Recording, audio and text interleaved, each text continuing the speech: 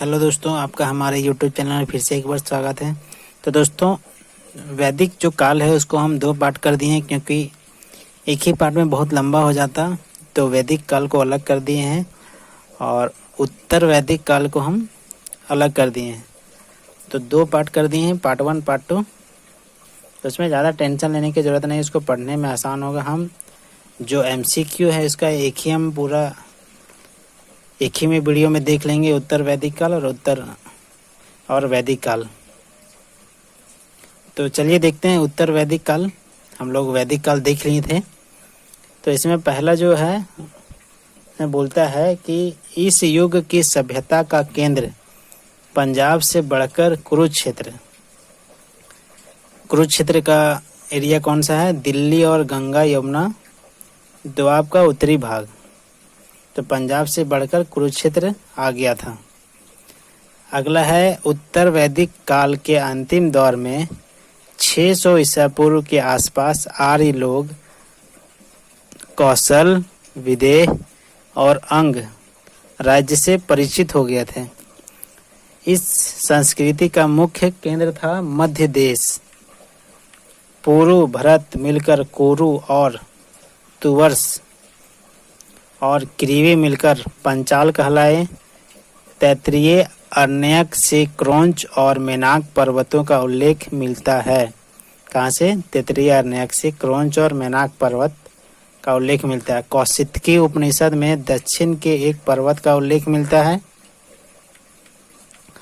शतपथ ब्राह्मण में उत्तर वैदिक कालीन रेवा और सदानीरा नदियों का उल्लेख मिलता है। दो नदी, शतपथ ब्राह्मण से रेवा और सदानीरा नदी। मगध व अंग आर्य क्षेत्र के बाहर थे। अथर्ववेद में मगध के लोगों को व्रात्य कहा गया है। इसकी राजनीतिक व्यवस्था कैसी थी वो देख लेते हैं।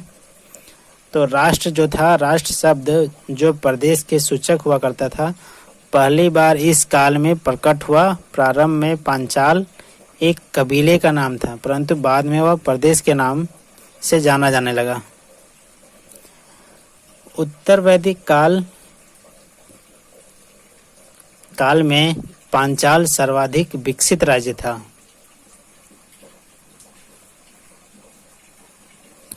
अथर्ववेद में परीक्षित को मृत्यु लोक का देवता बताया गया है। अब इसमें क्या है कि विभिन्न दिशाओं में राजाओं का जो नाम था वो अलग अलग था। तो पूरब में राजाओं को सम्राट कहा जाता था, पश्चिम में राजाओं को स्वराट कहा जाता था, उत्तर में विराट कहा जाता था, दक्षिण के राजाओं को भोज कहा जाता था और मध्य देश के राजाओं को राजा कहा जाता था। तो इसको भी सुमेलित करने के लिए दे सकता है, मिलान करने के लिए दे सकता है, इसीलिए इसको याद रख लेंगे। अब यजुर्वेद में राज्य उच्च पदाधिकारियों को रत्नी कहा जाता था। शतपथ ब्राह्मण में सर्वाधिक 12 रत्नियों का उल्लेख है। और वो 12 रत्नी कौन कौन है? तो रत्नियाँ इक्वल टू उच्च पदाधिकारी। तो इसमें पहला है पुरोहित, जो राजा का प्रमुख होता था और वो परामर्शदाता होता था राजा का। दूसरा सेनानी, जो सेनाओं का प्रमुख होता था। तीसरा है ग्रामीण या ग्रामणी, जो ग्राम का मुखिया हुआ करता था। चौथा महिषी, राजा की पत्नी को बोलते थे महिषी। अगला है सूत, रथ सेना का नायक होता था। फिर अगला है संग्रहिता, कोषाध्यक्ष होता था, कैशियर। फिर भागधुग, कर एकत्र करने वाला अधिकारी होता था, जो टैक्स को कलेक्ट करता था। फिर अच्छवाप, क्या होता था ये? आय व्यय गणना अध्यक्ष होता था, कि जब आय और व्यय का जब गणना होता था तो उसकी अध्यक्षता करता था। और जब कोई राजा शिकार करने जाता था या खेलने जाता था तो उस समय यह राजा का मित्र बन के जाता था। पालागल जो होता था विदूषक होता था। छात्री या छता प्रतिहारी या दवारिक होता था। और जो स्थपति होता था वो सीमांत प्रदेश का प्रशासक या न्याय अधिकारी होता था। स्थपति और सतपति जो होता था वो 100 ग्राम समूह का अधिकारी होता था।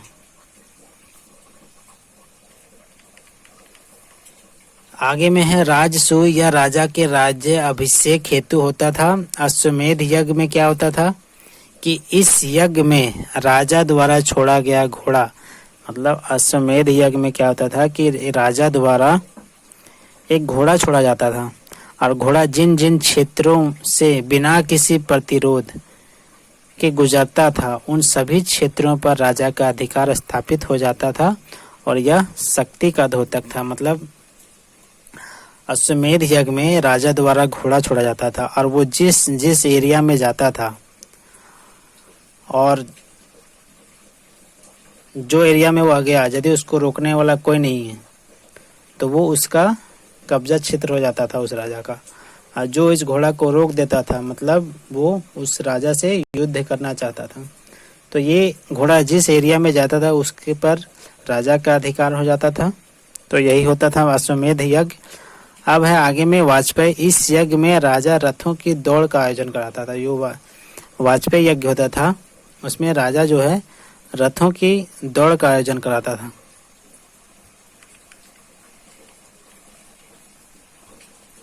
अग्निष्टोम। इस यज्ञ में सोम पीसा जाता था। जो पेय पदार्थ था उसको पीसा जाता था, इसको सोम कहते हैं। और अग्नि को पशु बलि दी जाती थी। अग्नि को ऐतरेय ब्राह्मण में चारों वर्णों के कर्तव्यों का उल्लेख है। ऋग्वेद में चारों वर्णों का उल्लेख था, इसमें कर्तव्यों का उल्लेख है। उत्तर वैदिक काल में केवल वैश्य ही कर चुकाते थे। मतलब जो 4 वर्ण थे, ब्राह्मण, क्षत्रिय, वैश्य, शूद्र, उसमें से केवल वैश्य ही कर चुकाते थे और जो उसके द्वारा कर चुकाया जाता था वो उसमें ब्राह्मण और क्षत्रिय दोनों जीवन जीते थे उसी के द्वारा, वैश्य द्वारा दिए गए कर से। तो यहाँ क्या लिखा हुआ है, उत्तर वैदिक काल में केवल वैश्य ही कर चुकाते थे। ब्राह्मण एवं क्षत्रिय दोनों वैश्यों से वसूले राजस्व पर ही जीते थे।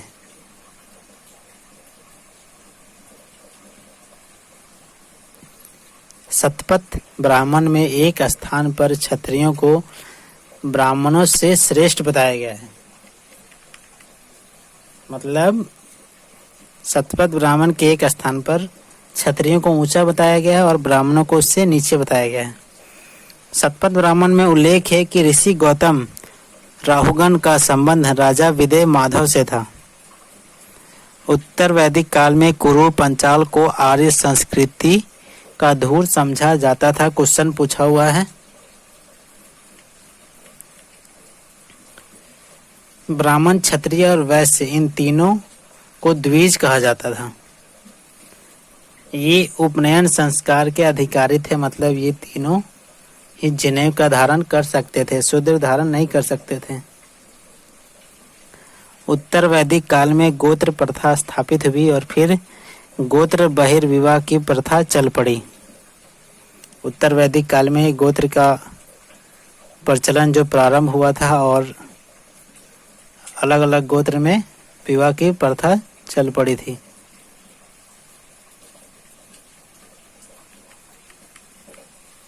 उत्तर वैदिक ग्रंथों में केवल 3 आश्रम क्या था, ब्रह्मचर्य, गृहस्थ और वानप्रस्थ की जानकारी मिलती है। उत्तर वैदिक ग्रंथों में केवल 3 आश्रमों, ब्रह्मचर्य, गृहस्थ और वानप्रस्थ। चौथे आश्रम जो संन्यास था वो उसकी स्पष्ट उल्लेख या स्थापना नहीं हुई थी। सर्वप्रथम जबालोपनिषद में चारों आश्रमों का विवरण मिलता है। तो उत्तर वैदिक ग्रंथ में केवल 3 आश्रम का उल्लेख मिलता था। तो इसमें पूछते हुए कि तीनों आश्रमों में से किसका एक उल्लेख नहीं मिलता था और इसमें तीनों में से एक हटा देगा और संन्यास को डाल देगा। तो चारों आश्रमों का विवरण कहाँ मिलता है, सर्वप्रथम जबाल उपनिषद में। इस काल में उपनयन संस्कार स्त्रियों के लिए प्रतिबंधित हो गया था। ऐत्रेय ब्राह्मण में पुत्री को कृपण कहा गया है।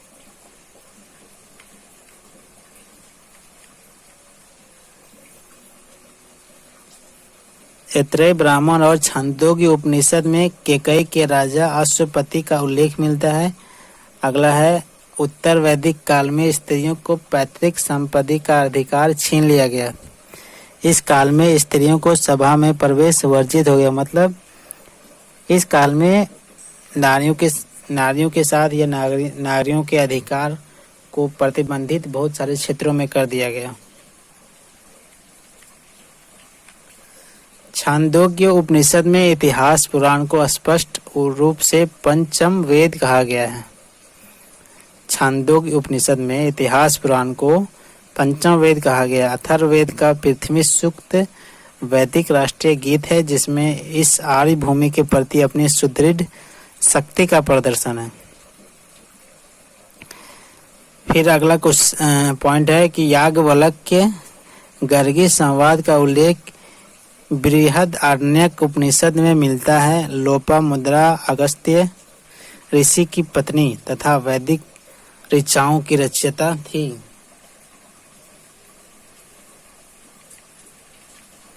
जो लोपामुद्रा है वो अगस्त्य ऋषि की पत्नी थी और उसने वैदिक ऋचाओं के रचयिता भी रह चुके हैं। पुनर्जन्म का जो सिद्धांत है वो सर्वप्रथम शतपथ ब्राह्मण में ही दिखाई देता है। वैश्य शब्द का सर्वप्रथम प्रयोग वाजस्नेयी संहिता में मिलता है।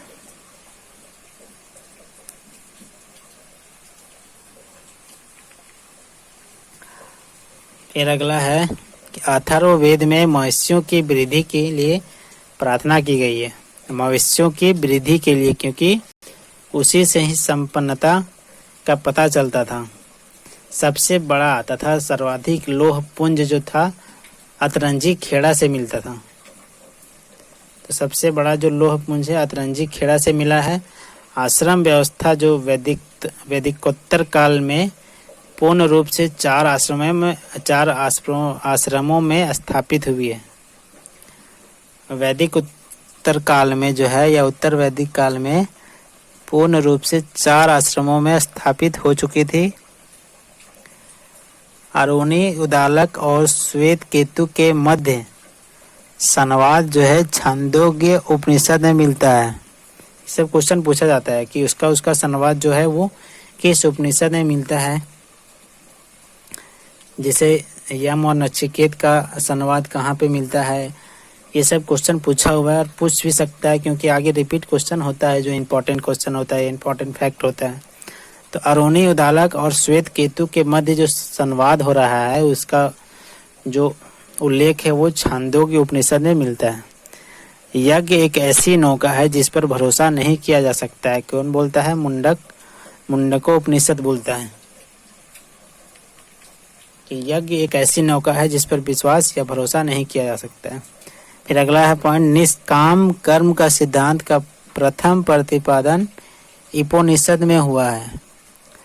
कठोपनिषद में आचार्य यम द्वारा नचिकेत को ब्रह्म विद्या का उपदेश दिया गया है। तो अभी हम बोल ही रहे थे उसको। तो यम और नचिकेत का जो संवाद है वो कठोपनिषद में मिलता है। तो यहाँ पे दूसरा कुछ बताया गया है लेकिन वो भी आगे होगा। कठोपनिषद में आचार्य यम द्वारा नचिकेत को ब्रह्म विद्या का उपदेश दिया गया है।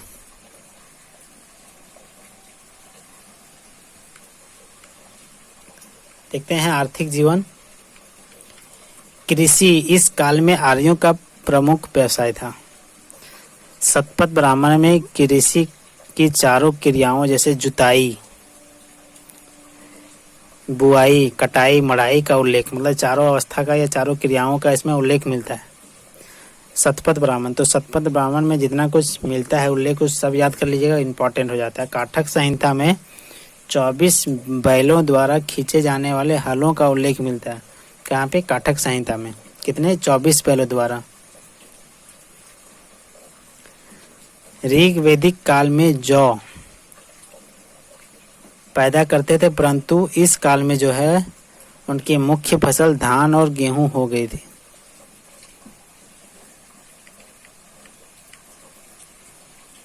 तैत्तिरीय उपनिषद में अन्न को ब्रह्म तथा यजुर्वेद में हल को शीर कहा गया। तैत्तिरीय उपनिषद में अन्न को ब्रह्म कहा गया और यजुर्वेद में हल को शीर कहा गया। उत्तर वैदिक काल में लोगों में लाल मृत भांड सबसे अधिक प्रचलित था, जबकि चित्रित धूसर मृत भांड इस युग की विशेषता थी। तो लाल मृत भांड जो था सबसे अधिक प्रचलित थी और धूसर मृत भांड जो थी इस युग की विशेषता थी। विभिन्न व्यवसायों के अनेक विवरण हमें पुरुष मेध सूक्त के विवेचन में मिलते हैं, जिनमें धातु शोधक, रथकार, बढ़ई, स्वर्णकार, कुम्हार, व्यापारी आदि उल्लेखनीय है। शतपथ ब्राह्मण में महाजनी प्रथा का पहली बार जिक्र हुआ है तथा सूदखोर को कुशीदीन कहा गया। तो शतपथ ब्राह्मण में बहुत चीज़ों का उल्लेख मिला है, बहुत चीज़ों का जिक्र मिला है, वो पहली बार। तो शतपथ ब्राह्मण इम्पोर्टेंट है। तैत्तिरीय संहिता में ऋण के लिए कुशीद शब्द का उल्लेख मिलता है। तैत्तिरीय संहिता। उत्तर वैदिक काल में मुद्रा का प्रचलन हो चुका था, परंतु सामान्य लेन देन जो था वो वस्तु विनिमय से ही होता था। निष्क इस काल में मुद्रा माने जाने लगा था, जबकि ये ऋग्वेदिक काल में एक आभूषण था, सोने का हार था।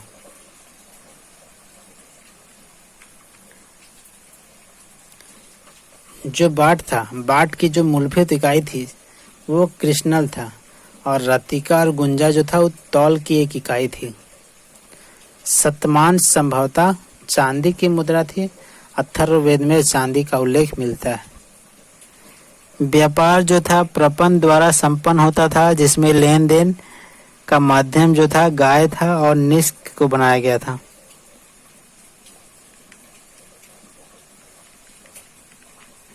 धार्मिक जीवन इनका कैसा था देखते हैं। यज्ञ जो था इस संस्कृति का मूल था। यज्ञ के साथ साथ अनेक अनुष्ठान प्रचलित हुए थे इसमें। ऋग्वैदिक काल के दो प्रमुख देवता इंद्र और अग्नि का अब पहले जैसा महत्व नहीं रहा, जैसा कि ऋग्वैदिक काल में था या वैदिक काल में था।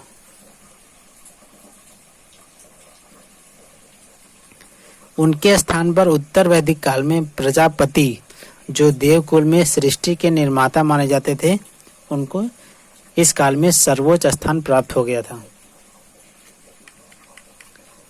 पशुओं के देवता रुद्र की पूजा उत्तर वैदिक काल में शिव के रूप में होने लगी थी। विष्णु को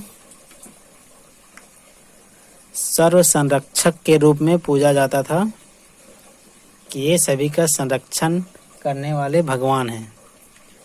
पूषण शूद्रों के देवता के रूप में प्रचलित थे। ऋग्वैदिक काल में ये पशुओं के देवता माने जाते थे। उत्तर वैदिक काल में मूर्ति पूजा के आरंभ होने का कुछ आभास मिलता है। उत्तर वैदिक काल में ही बहुदेववाद, वासुदेव संप्रदाय एवं षड दर्शनों मतलब 6 दर्शन में क्या क्या थे? सांख्य दर्शन, योग दर्शन, न्याय दर्शन, वैशेषिक दर्शन, पूर्व मीमांसा और उत्तर मीमांसा का बीजारोपण हुआ था। आगे देखते हैं कि वेद के जो क्या क्या अंग थे। तो छंद जो थे पहला अंग, वेद के बाद फिर कल्प जो था उसको वेद का हाथ बोला गया है, ज्योतिष को वेद की आंख बोला गया, निरुक्त को वेद के कान और शिक्षा को वेद की नासिका और व्याकरण जो है वेद का मुख बोला गया है। तो जानते हैं क्या क्या है। छंद जो है वैदिक साहित्य में गायत्री, तिष्टुप, जगती, बृहति आदि छंदों का प्रयोग हुआ है। छंद में कल्प, ऐसे कल्प सूत्र होते थे जिन्हें विधि एवं नियमों का उल्लेख मिलता है। किसमें? कल्प में। ज्योतिष, इसमें ज्योतिष शास्त्र के विकास को दिखाया गया है। फिर निरुक्त, इसका शब्द निरुक्त में बोला गया है कि शब्द का अर्थ क्यों होता है या बताने वाले शास्त्र को निरुक्त कहते हैं। कि किसी भी शब्द का अर्थ क्यों होता है, क्या होता है, उसको जो बताएगा उसको निरुक्त कहा गया। यह एक प्रकार का भाषा विज्ञान है। शिक्षा में आएंगे तो वैदिक स्वरों के शुद्ध उच्चारण हेतु शिक्षा का निर्माण हुआ था। व्याकरण, इसमें नामों एवं धातुओं की रचना, उपसर्ग एवं प्रत्यय के प्रयोग, समासों एवं संधि आदि के नियम बताए गए हैं। आगे देखते हैं, सत्यकाम जबाल महर्षि गौतम के शिष्य थे। जो सत्यकाम जबाल जो थे महर्षि गौतम के शिष्य थे, जिनकी माता का नाम था जबाला था। सत्यकाम जबाल की कथा जो अनब्याही माँ होने के लांछन को चुनौती देती थी, इनकी कथा छांदोग्य उपनिषद में उल्लेखित है। पूछ सकता है और पूछा भी गया। ऐसे सूत्र जिनमें विधि और नियमों का प्रतिपादन किया जाता है कल्प सूत्र कहलाते हैं। कल्प सूत्र के 3 भाग हैं। एक स्रोत सूत्र जिसमें यज्ञ संबंधी नियम है, गृह सूत्र इसमें लौकिक एवं पारलौकिक कर्तव्यों का विवेचन मिलता है, तीसरा है धर्म सूत्र जिसमें धार्मिक, सामाजिक, राजनीतिक कर्तव्यों का उल्लेख मिलता है।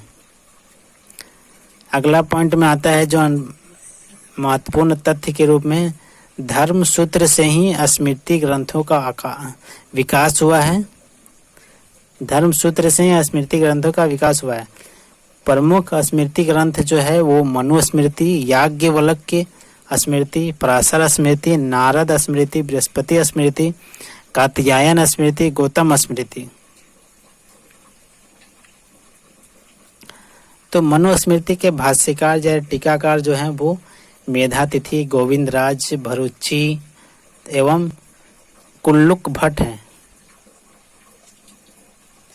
याज्ञवल्क्य स्मृति के टीकाकार विश्वरूप, विज्ञानेश्वर, इसको मिताक्षरा भी कहा जाता है, फिर अपरार्क। प्रमुख उपवेद कौन कौन से हैं? वेद तो हम लोग जानिए, अब प्रमुख उपवेद क्या हैं? आयुर्वेद, धनुर्वेद, गंधर्व वेद और शिल्प वेद, ये भी 4 हैं और वेद भी 4 हैं। मनुस्मृति सबसे प्राचीन एवं प्रामाणिक मानी जाती है। मनुस्मृति आपने बहुत बार सुना होगा। मनुस्मृति का नाम राजनीतिक नेताओं द्वारा भी मनुस्मृति का बात बोला जाता है। व्याकरण ग्रंथों में सबसे महत्वपूर्ण पाणिनि के द्वारा लिखी गई जो है अष्टाध्यायी है, जो 400 ईसा पूर्व के लगभग लिखा गया है। सूत्र साहित्य में 8 प्रकार के विवाहों का उल्लेख है कि होना चाहिए। यास्क ने निरुक्त यानी 5वीं सदी ईसा पूर्व की रचना की। इसमें वैदिक शब्दों की व्युत्पत्ति की विवेचना है। महाकाव्य क्या होंगे? तो वैदिक साहित्य के बाद भारतीय साहित्य का रामायण तथा महाभारत नामक 2 महाकाव्यों का जिक्र आता है, जिसमें पहला है महाभारत। इसकी रचना जो है वेद व्यास ने की थी। इसमें पहले 8800 श्लोक थे। उस समय इसका नाम जय संहिता था। जब इसका श्लोक बढ़कर 24,000 हो गया तो इसका नाम भारत हो गया। और जब इसका नाम, क्योंकि इसमें प्राचीनतम वैदिक जन भारत के वंशजों की कथा है। और जब इसका श्लोक 1 लाख हो गया तो उस समय इसका नाम हो गया महाभारत। तो देखते हैं, अंत में 1 लाख श्लोक होने के कारण इसे सत शास्त्री संहिता या महाभारत कहा जाने लगा। तो 8800 हुआ उसमें जय संहिता, 24,000 हुआ उसमें भारत और 1 लाख हुआ उसमें महाभारत। इसकी मूल कथा जो कौरवों और पांडवों के युद्ध की है, उत्तर वैदिक काल की ही हो सकती है। महाभारत महाकाव्य 18 पर्वों में है। महाभारत का प्रारंभिक उल्लेख अश्वलायन गृहसूत्र में मिलता है। देखते हैं रामायण। रामायण जो है महर्षि वाल्मीकि द्वारा रचित रामायण में मुख्यतः 6,000 श्लोक थे, जो बाद में बढ़कर 12,000 हो गए और अंततः अभी जो है 24,000 श्लोक हो गए हैं। इसकी रचना संभवतः ईसा पूर्व 5वीं सदी में शुरू हुई। रामायण हमारा आदि काव्य है। इसमें हिंदू, यवन और शकों के संघर्ष का विवरण प्राप्त होता है। पुराणों की संख्या 18 है, जान रहे हैं। अधिकांश पुराणों की रचना 3री-4थी शताब्दी में हुई थी। अमरकोश में पुराणों की 5 विषय बताए गए हैं। मार्कंडेय, ब्राह्मण, वायु, विष्णु, भागवत और मत्स्य संभवतः प्राचीन पुराण है। महाभारत युद्ध के पश्चात जिन राजवंशों ने ईसा की 6ठी शताब्दी तक राज्य किया, उनके विषय में जानकारी प्राप्त करने का एकमात्र साधन पुराण ही है। मौर्य वंश के लिए विष्णु पुराण, आंध्र यानी सातवाहन तथा शुंग वंश के लिए मत्स्य पुराण और गुप्त वंश के लिए वायु पुराण विशेष महत्व रखता है। मौर्य वंश के लिए विष्णु पुराण, आंध्र वंश या सातवाहन तथा शुंग वंश के लिए मत्स्य पुराण, गुप्त वंश के लिए वायु पुराण महत्व रखता है। सत्यमेव जो जयते है शब्द मुंडकोपनिषद से लिया गया है, जिसका अर्थ है कि सत्य की ही विजय होती है। यह भारत के राज चिन्ह पर अंकित है। तमसो मां ज्योतिर्गमय कथन बृहद आरण्यक उपनिषद से लिया गया है। इसका अर्थ होता है अंधकार से प्रकाश की ओर। श्वेताश्वर उपनिषद का अर्थ होता है सफेद घोड़े द्वारा ढोया गया। तो दोस्तों, उत्तर वैदिक काल यहाँ पे समाप्त होता है। तो इसके बाद हम लोग चलेंगे वैदिक काल। उत्तर वैदिक काल से MCQ क्या क्या क्वेश्चन आया, क्या क्या आ सकते हैं, उसके बारे में चर्चा करेंगे, देखेंगे, जानेंगे। तब तक आप वीडियो को 2 बार, 3 बार, 4 बार, 5 बार देखिए, ताकि आपको याद हो जाएगा। आपको ज़्यादा कुछ रटने का ज़रूरत नहीं है। आप इसको रिपीटेड करके देखते रहेंगे तो अपने याद हो जाएगा। किसी को रट्टा मारने का ज़रूरत नहीं है, बस देखते रहिए, उसको ध्यान लगा के। और यदि आप लोग को इसका PDF चाहिए तो आप कमेंट बॉक्स में लिख सकते हैं, ठीक है, और वीडियो को सब्सक्राइब कर सकते हैं। तो दोस्तों, धन्यवाद। आज के लिए इतना ही।